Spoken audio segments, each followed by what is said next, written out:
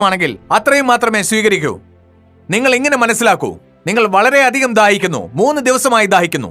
അപ്പോൾ നിങ്ങളുടെ ശരീരത്തിന് ആവശ്യമുള്ള അത്രയും വെള്ളം നിങ്ങൾ കുടിക്കും, ബാക്കി ഉപേക്ഷിക്കും. നിങ്ങൾക്ക് എത്ര വിശപ്പുണ്ടെങ്കിലും ഒരു ലിമിറ്റ് വരെ ആഹാരം കഴിക്കാൻ സാധിക്കുകയുള്ളൂ. അതിനുശേഷം ശരീരം സ്വീകരിക്കുകയില്ല. ഓരോരുത്തരുടെയും ശരീരത്തിൽ ഒരു മെക്കാനിസം ഉണ്ട്.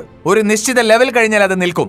മാഗ്നറ്റ് എത്രത്തോളം ഉണ്ടെങ്കിലും ബോഡിക്ക് ആവശ്യമുള്ളത് മാത്രമേ അത് സ്വീകരിക്കൂ. എക്സ്ട്രാ മാഗ്നറ്റിക് പവറിനെ അത് പുറന്തള്ളുന്നു.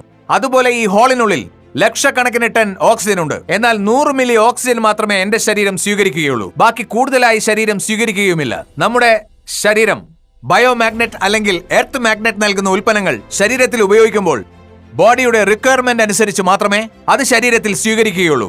ഞങ്ങളുടെ ഈ വീഡിയോ, അതായത് ഇത് വിശദീകരിക്കുന്ന ഈ വീഡിയോ 1 മണിക്കൂറിൽ കൂടുതലുണ്ടെന്ന് വളരെ നന്നായിട്ട് അറിയാം.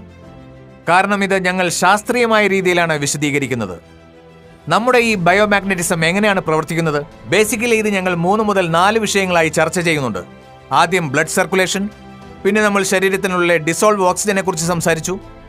അയൺ നമ്മുടെ ശരീരത്തിൽ ഓക്സിജൻ എങ്ങനെ വ്യാപിപ്പിക്കുന്നു എന്നതിനെ കുറിച്ച് സംസാരിച്ചു. ഈ മാഗ്നറ്റ് ഒരു രോഗത്തിനുമുള്ള മരുന്നല്ല. ഈ മാഗ്നറ്റ് ഉപയോഗിച്ചാൽ ആ രോഗം മാറും, ഈ രോഗം മാറും എന്നൊക്കെ ഈ ബയോട്ടോറിയം പറഞ്ഞിട്ടേ ഇല്ല.